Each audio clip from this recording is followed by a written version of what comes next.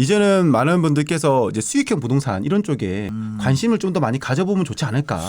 수익형. 예를 들면 어떤 게 있을까요? 그러니까 상가죠. 네. 이제 주택 규제가 많이 심해졌잖아요. 네. 상가 그럼 접근 어떻게 합니까? 부동산 경매를 통해서 매입을 하세요라고 많이들 얘기를 해요.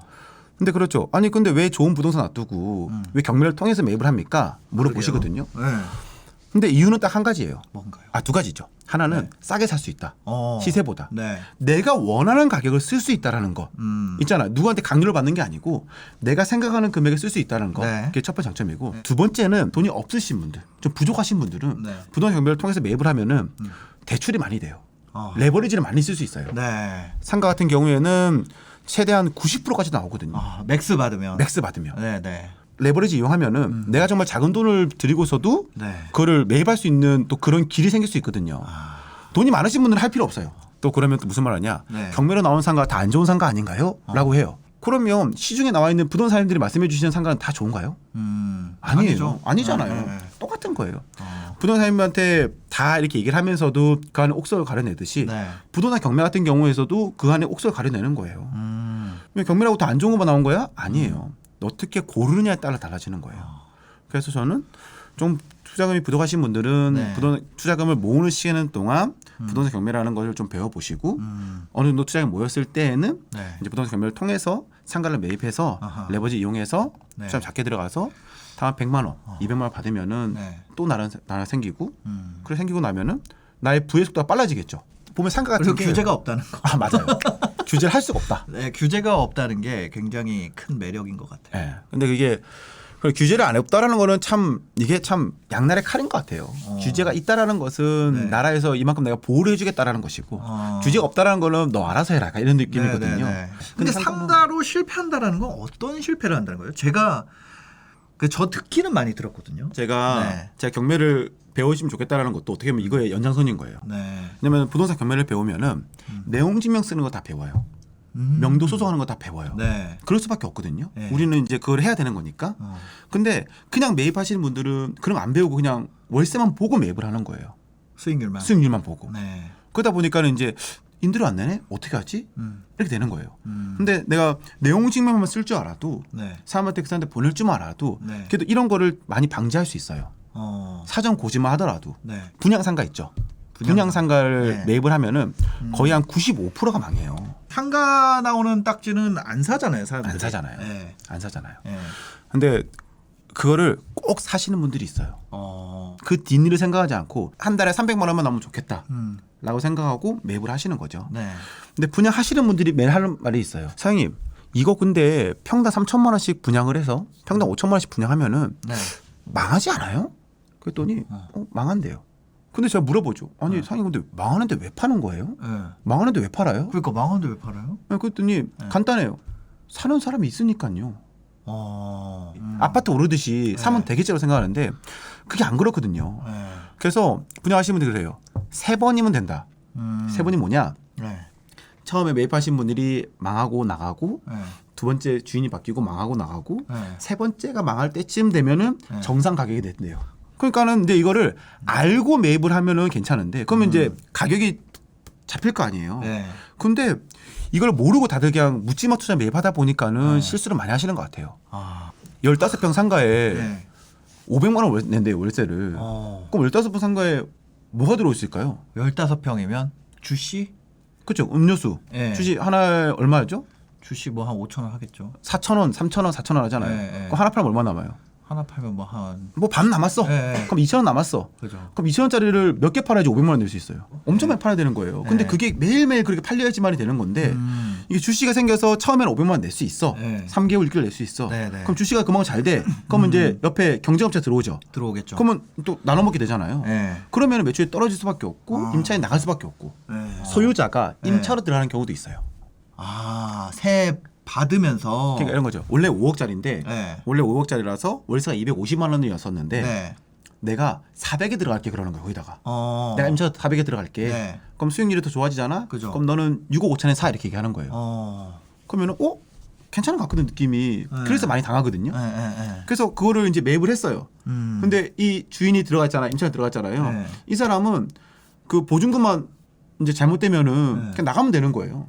어차피 1억 5천 더 받았잖아. 그죠. 보증금 5천밖에 안 되는 거야. 네. 그러면은 그냥 5천만 만세 부르고 나오는 경우도 있어요. 어, 그래서 쉽게 하는 방법이 있어요. 어떻게 하면 돼요?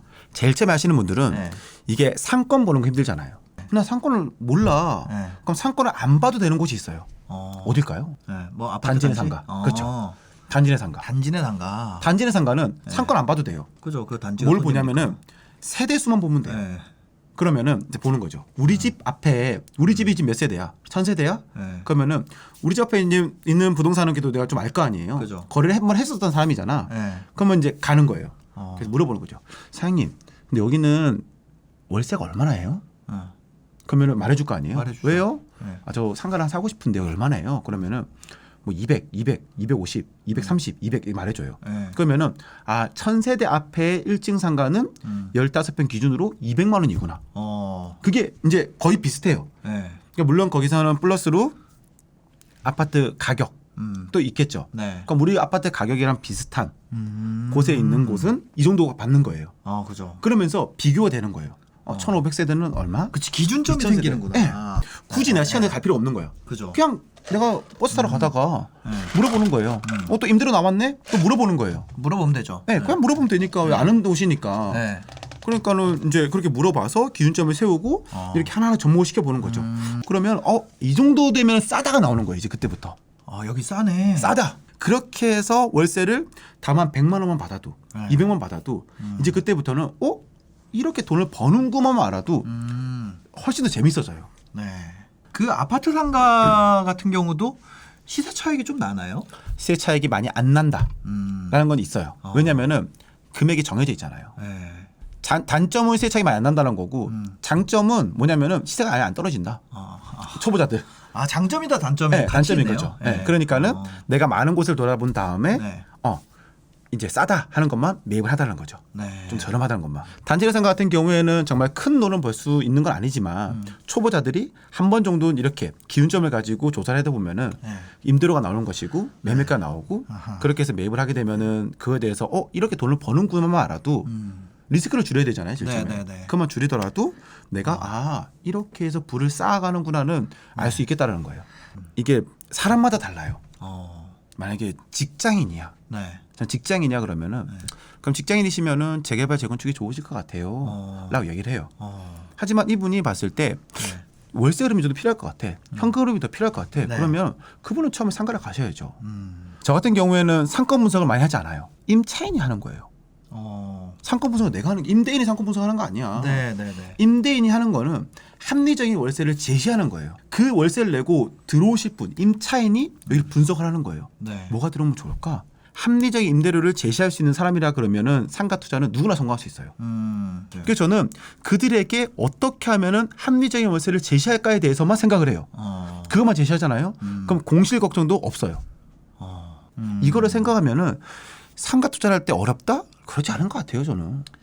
솔직히 보증금 까고 야반 도주라도 해주면 땡큐인데 보증금이 다 까였는데 네. 계속 안 내고 안 나가고 이렇게 되면 진짜 보증금을 받을 때 그래서 월세의 1.5배에서 네. 15배, 20배 정도 받는 거죠. 네. 왜냐면은 그래야지만이 3개월, 3기 연책이 되면은 네. 이제 우리가 나가주세요라고 말할 수 있거든요. 네, 네. 근데 많은 사람들이 여기서 착각하는 거는 이 3기라는 것은 금액이 3번이 돼야 되는 거예요. 3개월이 아니고 네. 200만 원이야. 네. 그러면 200 내고 200 내고 200 안 내고 200 안 내고 100 안 냈어. 네. 그러면 이제 우리가 나가주세요 말 못하는 거예요. 네. 근데 200에서 합이 600만 원이 되면은 네. 나가주세요 말을 할 수 있는 거거든요. 네, 네. 근데 그때 되면은 이제 말을 하는 거죠. 이제 나가주세요 말을 하면은 야밤 도주하더라도 문제가 없어요. 보증금을 충분히 받아놓으면은 그 소송 기간 동안 돈을 안 내더라도 안 내더라도 다 깔 수 있으니까. 네, 그렇죠. 보증금에서 다 네. 차감하면 되니까. 말 그대로 보증금이네요. 네. 제가 이제 임차인이 돼봤었잖아요. 저도 임차인에서 이제 월세를 내봤는데 네.